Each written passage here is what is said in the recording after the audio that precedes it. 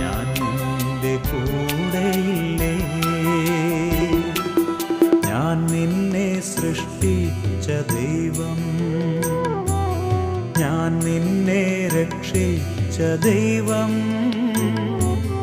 ഞാൻ നിന്റെ പാതയിൽ എന്നും വെളിച്ചമായി നിന്നെ നയിക്കുന്ന ദൈവം. ഭയപ്പെടേണ്ട മകനേ മകളേ, ഞാൻ നിന്റെ ദൈവമല്ല.